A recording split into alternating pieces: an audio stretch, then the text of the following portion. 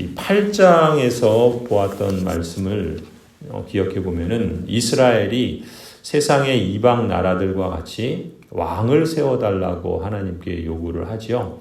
하나님께서 그 요구에 대해서 기쁘게 여기지는 않으셨지만 이스라엘의 그 선택을 마지못해서 수용해 주시는 것을 보았습니다. 그렇다면 이제 어떤 사람이 이 왕의 자리에 앉게 될 것인가라고 하는 이제 이런 질문이 생기겠죠. 오늘 본문 9장부터 그래서 이어지는 15장까지는 이스라엘의 첫 번째 왕 사울이죠. 이 사울의 행적과 그의 역사를 기록하고 있어요. 그래서 두 부분으로 나눌 수 있는데 9장부터 11장까지는 이 사울이 이 사무엘을 만납니다. 그래서 사무엘을 통해서 기름 부음을 받아서 첫 번째 이스라엘의 왕이 되는 그런 경위에 대해서 말하고 있고요. 그 다음에 이어지는 13장부터 15장까지는 이제 첫 번째 왕이 된 사울이 하나님으로부터 버림받는 그런 이유와 또 그의 행적들을 설명하고 있습니다. 이렇게 9장부터 15장까지 이 사울의 이야기를 기록하고 있는데, 그러니까 오늘 본문 9장은 이제 사무엘과 사울이 처음 만나게 되는 그 경위를 설명하고 있어요. 그러면서 사무엘이 기름 부어서 첫 번째 왕으로 세우는 이 사울이라는 사람이 어떤 사람인가라는 점을 오늘 소개하고 있습니다. 사울은 어떤 사람인가? 오늘 본문을 보면은 첫 번째로 사울은 인간적인 조건을 두루 갖춘 사람이라는 걸 알 수 있어요. 그러니까 사람들이 좋아할 만한 매력적인 조건을 갖춘 사람으로 소개되고 있어요. 1절, 2절 한번 보세요. 베냐민 지파의 기스라고 하는 유력한 사람이 있는데 그의 아버지는 아비엘, 할아버지는 스롤, 그리고 그 윗대는 베고릿, 그리고 그 윗대는 아비아이다. 근데 그들은 모두 베냐민 사람이다 라고 소개하고 있죠. 그런데 이 기스라고 하는 이 베냐민 사람에게 사울이라고 하는 아들이 있는데 그 사울을 뭐라고 소개합니까? 잘생긴 젊은이였다. 또 이스라엘 사람들 가운데 사울보다 더 잘생긴 사람이 없었고 키도 보통 사람들보다 어깨 위만큼은 더 컸다. 이렇게 사울을 소개하고 있습니다. 그러니까 사울의 아버지 기스는 베냐민 그 지파의 유력한 그런 사람이었고 또 어느 정도 부유하고 또 힘도 있는 그런 사람이었던 것을 볼 수가 있죠. 그러니까 사회적으로 볼 때 부유하고 또 힘도 있고 또 유력한 사람이니까 뭔가 사람들에게 관심을 받을 수 있을 만한 사람이겠죠. 그 아버지가 그랬는데 그 아들 이 사울 자신도 보면은 키도 크고 얼굴도 준수한 사람이었다라고 이렇게 소개하고 있어요. 이 사울의 외모가 얼마나 뛰어났는가, 이 사무엘서를 기록한 저자는요, 이 사울의 외모에 대해서 한 번만 언급하는 게 아니라 그 한 번 말하는 게 부족하다고 느꼈는지 모르겠어요. 그래서 거듭거듭 그의 외모에 대해서 말하죠. 이스라엘 사람들 가운데 사울보다 더 잘생긴 사람이 없고 키도 보통 사람들보다 어깨 위만큼은 더 컸다. 이렇게 소개하고 있다는 점이죠. 그렇게 보면 사울은 매력적인 외모를 갖고 있고 또 좋은 유력한 그런 집안 출신이라는 좋은 조건을 갖고 있어요. 그 조건으로 본다면 사람들은 누구나 사울이 이 왕이 될 만한 그런 사람이라고 생각했을 법하지 않겠습니까? 그런데 우리가 이제 오늘 9장부터 15장까지 사울의 이야기를 쭉 보게 되지만 사실은 이렇게 처음 사울을 소개하면서 이런 매력적인 외모 또 유력한 집안 뭐 이런 것들을 소개하고 있는 것을 우리가 주목하게 되지만 이 사울이 어떻게 됩니까? 훗날 첫 번째 이스라엘의 왕이 되지만 하나님의 말씀을 가볍게 여깁니다. 그죠? 그리고 하나님의 뜻에 순종하지 않아요. 이 첫 번째 이 기록을 통해서 우리에게 하나님은 무엇을 말씀하시는가? 성도 여러분, 이 사람의 외모 또 그 집안 배경, 뭐 인간적인 조건 참 중요합니다. 그리고 오늘 우리 시대는 사람을 그런 조건으로 또 인간적인 매력으로 사람을 평가하는 시대를 우리가 살아가고 있습니다. 그런데 오늘 성경은 그것을 첫 번째로 소개하면서 우리 시대, 아니 이 당대도 마찬가지인 거예요. 인간적인 조건을 사람들은 먼저 보지만 하나님은 무엇을 보신다 그래요? 그 사람의 외모, 인간적인 조건 이런 것들이 아니라 사람의 중심을 보신다 그러죠. 사람의 내면을 보신다라는 것을 이제 역설적으로 이렇게 강조하고 있다 봅니다. 사실 인간적인 조건은 일시적입니다. 사람에게 호감을 주고 또 매력을 줄 수 있어요. 그러나 더 중요한 것은 무엇이겠습니까? 하나님의 뜻과 말씀에 대한 순종보다 앞설 수는 없어요.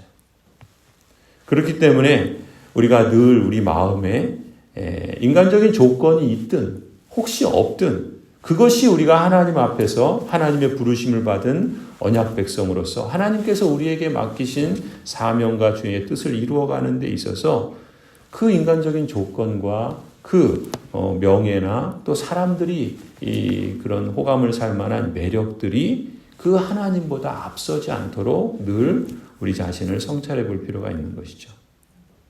말씀에 대한 순종보다 하나님의 뜻에 대한 그걸 무겁게 여기는 것보다 인간적인 조건이나 그런 외모를 중시하지 않도록 우리가 늘 깨어 있어야 할 줄로 믿습니다. 하나님께서 이 사무엘서를 통해서 우리에게 강조하신 말씀이 있다 그랬죠. 하나님께서는 하나님을 존중히 여기는 자를 존중히 여기시고 하나님을 가볍게 여기는 자를 가볍게 여긴다 라고 하셨던 그 말씀이 계속해서 이제 우리가 보게 되는 사울뿐만 아니라 다윗 그리고 후대 솔로몬이나 이스라엘의 여러 왕들의 역사를 통해서 확연하게 드러나게 되는 것을 보게 됩니다. 사람의 조건보다 하나님을 존중히 여기는 자 이러한 마음을 우리가 늘 간직하고 또 그 삶을 또 하나님 앞에서 잘 살아갈 수 있도록 깨어 있으며 또 그러한 삶으로 이어갈 수 있기를 간절히 소원합니다.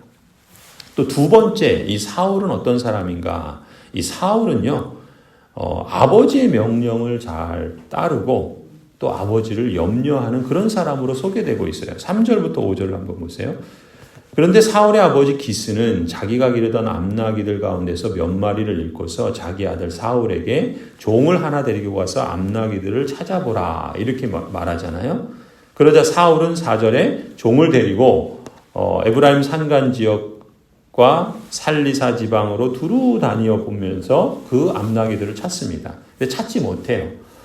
또 사알림 지방까지 두루 다니면서 찾았지만 거기서도 찾지 못하죠. 또 베냐민 지방도 다녀보았지만 거기서도 찾지 못해요. 그래서 이 사울과 이 그의 종이 숲지방이라는 곳에 들어가게 됐는데 이 사울이 자기가 데리고 온 종에게 말하는 거죠. 이제 그만 돌아가자. 아버지께서 이렇게 멀리까지 나온 우리들 때문에 오히려 암나기를 찾는 것보다 우리를 더 걱정하시지 않겠느냐라고 하면서 이 아버지를 걱정하는, 염려하는 그런 모습을 보여줍니다. 근데 그뿐만이 아니에요. 또 사울은 아버지의 나귀를 결국 찾지 못하고 또 이제 돌아가자고 제안했을 때 그 함께했던 그 종이 뭐라고 제안합니까? 이 숲지방에는 선견자라고 불리던, 그러니까 예언자, 곧 선지자죠.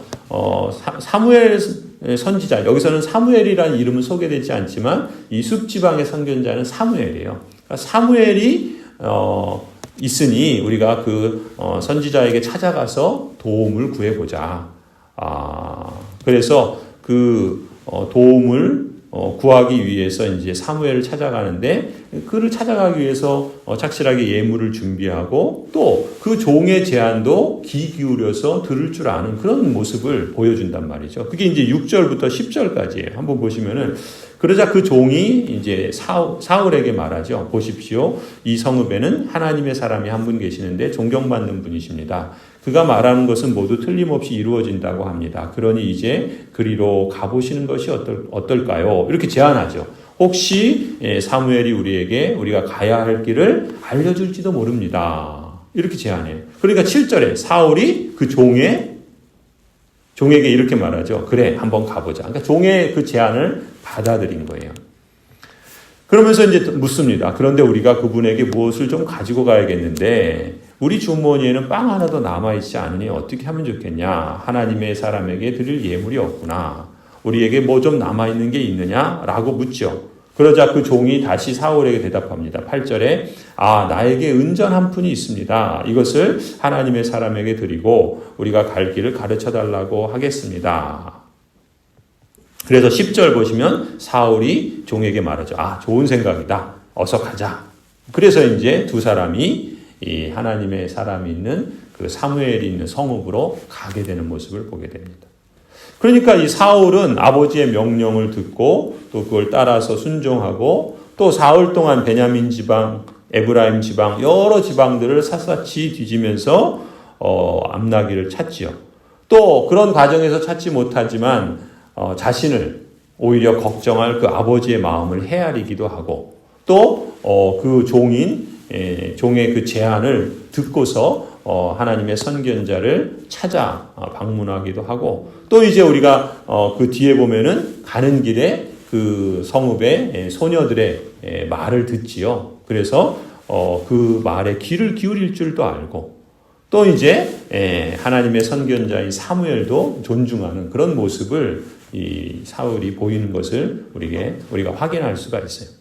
근데 이제 또 역시 그러니까 처음에 이렇게 사울의 모습을 보여주고 있지만 훗날 사울이 어떻습니까? 이런 겸손한 모습을 잃어버리게 돼요. 결국 하나님께서 사울을 폐위시키죠. 왕에서 이제 그를 버리십니다. 성도 여러분, 우리가 이 사울의 이제 첫 이야기를 보게 되는데 사실 이 사울의 이야기를 통해서 우리가 기억해야 할 말씀은 바로 이것이죠. 하나님을 존중히 여기는 자를 하나님께서 존중히 여기신다. 하나님을 가볍게 여기는 자를 하나님도 가볍게 여기신다. 이 하나님의 말씀을 우리가 늘 기억했으면 좋겠습니다. 그리고 하나님의 섭리 가운데 하나님께서 우리를 부르시고 또 하나님께서 우리를 이끌어 가십니다. 특히 하나님의 말씀을 통해서 또 그 말씀에서 선포된 하나님의 뜻을 따라서 하나님의 뜻과 말씀에 순종하고 겸손하고 성실하게 삶을 살아갈 때 하나님께서 하나님의 백성들에게 약속하신 복을 주시고 또 그 복을 누리며 나누게 될 줄로 믿습니다. 우리가 사울의 이야기를 시작하면서 우리에게 있어야 될 마음의 자세, 우리의 그 마음의 중심, 그리고 무엇보다 하나님의 뜻과 말씀에 순종하고 겸손히 따르는 그러한 그 삶의 실천들, 이것을 우리 한번 다시금 되새겨보며 우리의 삶의 여정이 날마다 이러한 삶의 길을 걸어갈 수 있기를 간절히 축원합니다.